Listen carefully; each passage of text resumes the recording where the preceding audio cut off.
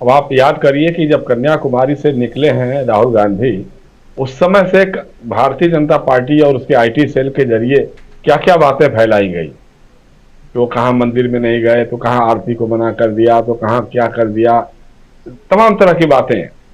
ये कहीं ना कहीं एक बौखलाहट जो है अंदर, एक डर जो है अंदर बैठा हुआ, उसी की अभिव्यक्ति होती रही है। और हिमाचल के बारे में जैसे मैंने कहा अभी आपसे कि प्रधानमंत्री को फोन करना पड़ा कृपाल परमार को, लेकिन आप आश्चर्य की बात देखिए कि गुजरात और हिमाचल प्रदेश के चुनाव एक साथ क्यों नहीं कराए जा सकते।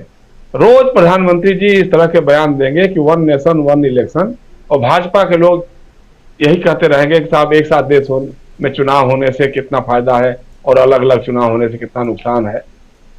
जैसे लगता है कि कांग्रेसी चुनाव आयोग है और कांग्रेस जो है अलग अलग चुनाव कराती है। ऐसा तो नहीं है भाई। अगर फरवरी तक मियाद है गुजरात विधानसभा की, जनवरी तक मियाद है हिमाचल प्रदेश की, तो आप चाहते तो आराम से नवंबर में गुजरात का भी चुनाव करा सकते थे हिमाचल के साथ में। लेकिन आपको लग रहा था कि कहीं ना कहीं हिमाचल हार जाएंगे तो कुछ गड़बड़ हो जाएगा, तो इसलिए जितनी घोषणाएं हो सकती, जितने दौरे हो सकते हैं कर करा करके हम गुजरात में चुनाव का समय निर्धारित कराएंगे। अब संजोग है कि दुर्भाग्य आपके साथ चल रहा है। अब इसके लिए कोई क्या कर सकता है। अब कभी न तो प्रधानमंत्री जी ने सोचा होगा, न भाजपा के रणनीतिकारों ने सोचा होगा कि चुनाव आयोग की जिस दिन घोषणा होगी एक दो दिन पहले उसके मोरबी का हादसा हो जाएगा जिसमें 150 के आसपास लोगों की जान चली जाएगी, और वो भी सरकारी लापरवाही और सरकार के निकम्मेपन के कारण चली जाएगी। आपने जो बिजली का बल्ब और घड़ी बनाने वाले कंपनी को पुल का मरम्मत करने का जो ठेका दे दिया, उसका नतीजा है। और मोरबी के चक्कर में जो विकास का गुजरात मॉडल बड़े शान शौकत से पेश किया गया था, वो एक्सपोज हो गया। लोगों ने देख लिया कि किस तरह सरकारी हॉस्पिटल में जो है कितनी अव्यवस्था थी, और प्रधानमंत्री जा रहे हैं तो साहब वो बदल रहा है, पूरा का पूरा रंग रोगन हो रहा है। वो जो बेड पे सोए हुए हैं मरीज, उसके चादर और तकिया, और कैसे मतलब गुलाबी रंग के चादर तो पहली बार ही कहीं देखा गया कि किसी अस्पताल में इसे लगाया गया हो बेड के ऊपर। तो ये सारी चीजें जिस ढंग से एक्सपोज हुई, या किस तरह से आपने रातों रात जो है कि स्कूल खड़ा कर दिया जिसमें मोदी जी छात्र के साथ बैठ गए अध्ययन करने के चक्कर में, दिखाने के लिए कि देखो साहब हम बच्चों के साथ बैठ के पढ़ रहे हैं, और रात भर के बाद वो स्कूल पता नहीं कहाँ गायब हो गया। तो ये जो विकास का मॉडल है, गुजरात का जो मॉडल है, वो अचानक अपने आप आपने एक्सपोज कर दिया। अगर ये काम पहले चुनाव हो गया होता, चुनाव की घोषणा हो जाती, तो शायद ये बातें नहीं आती, पता नहीं उसके बाद क्या होता क्या नहीं होता। लेकिन अब आपकी एक तरफ घोषणाएं हो रही है, दूसरी तरफ मोरबी का हादसा हो रहा है, तो सबके सामने चीजें आ गई हैं। जहां तक हिमाचल की बात है, देखिए हम बार बार इस बात को कह रहे हैं कि वहां महंगाई और बेरोजगारी बहुत बड़ा मुद्दा है। अभी साल भर पहले जब 4 उपचुनाव हुए थे, कि मंडी का लोकसभा का उपचुनाव हुआ था, फतेहपुर जहां वही कृपाल परमार को जहां उन्होंने चुनाव मैदान से हटने की बात कही थी, वो फतेहपुर और 2 और विधानसभा क्षेत्रों में 4 जगहों पे चुनाव हुए थे। चारों में भाजपा बुरी तरह से हारी थी, और एक सीट पर तो भाजपा के उम्मीदवार की जमानत भी जब्त हो गई थी। वो गुस्सा, वो आक्रोश बेरोजगारी और महंगाई के खिलाफ अभी भी है। उससे किसानों के मन में जो गुस्सा है, आक्रोश है, उनकी फसल का दाम नहीं मिल पा रहा है, उनको जो गत्ते का जो वो बास्केट बनाते हैं उस पर जो जीएसटी जितना 18% लगा दी है, तो ये सारी बातें मिलजुला कुल मिलाकर के जो हो रहा है, वो गुस्से की अभिव्यक्ति लोग इस बार मतदान में करने जा रहे हैं, चुनाव में करने वाले हैं। और जहां तक वायदों की बात है, बहुत सही कहा हमारे मित्रों ने कि भाई भाजपा तो जुमलेबाज हो चुकी है। अमित शाह जी के बारे में भी बता रहे थे वो भरत शर्मा हमारे, लेकिन यही अमित शाह जी ने उत्तर प्रदेश में कहा था ना कि साहब चुनाव में सरकार हमारी बनने के बाद हमारी बहनों को मुफ्त में रसोई गैस दिया जाएगा। अब लोग पूछ रहे हैं भाई साहब किसको किसको रसोई गैस मिला, बहन जी किसको किसको रसोई गैस मिला। होली और दिवाली पर इंतजार करते रह गए कि किसी को मिला कि नहीं मिला, एक किसी को भी नहीं मिला। तो चूंकि देखिए अमित शाह जी ने तो खुद ही मोदी जी के जो 15 लाख रुपए जमा हो जाएंगे बैंकों में, आपके खाते में आ जाएंगे, उसको खुद ही अमित शाह जी ने कहा था कि भाई ये सब बातें तो चुनावी जुमला होती है, चुनाव अभियान के दौरान कही जाती है, कोई सच इसको मानने की गलती मत करिए।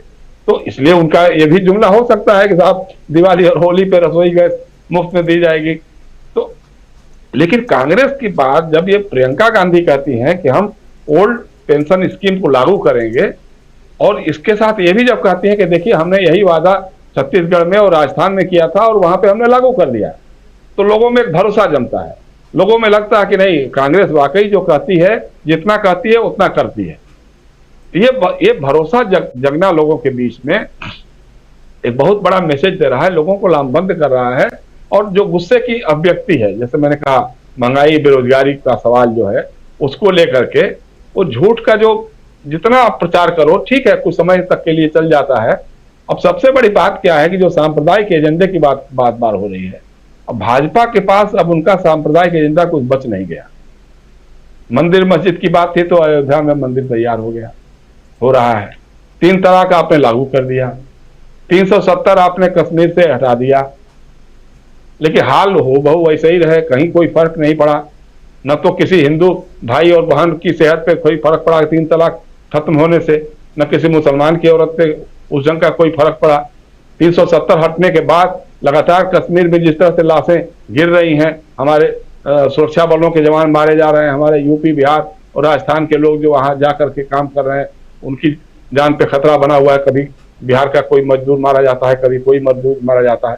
तो 370 से हासिल किया हुआ। अब ये लोग पूछ रहे हैं, लोगों के मन में सवाल आने लग गया है कि साहब ये आपने किया तो बहुत अच्छी बात है, उस समय हमको भी बहुत अच्छा लगता था कि साहब ये हो जाना चाहिए, 3 तलाक मिट जाना चाहिए, मंदिर बन जाना चाहिए, 370 हट जाना चाहिए, लेकिन उससे हासिल क्या हुआ? अब कॉमन सिविल कोड ले दे करके इनके पास एक बचा हुआ है। अब ये देखिए, भाजपा के जो भी रणनीतिकार उनके दिमागी दिवालियेपन का एक सबूत है कि हिमाचल प्रदेश में तो कॉमन सिविल कोड का कोई मतलब ही नहीं है।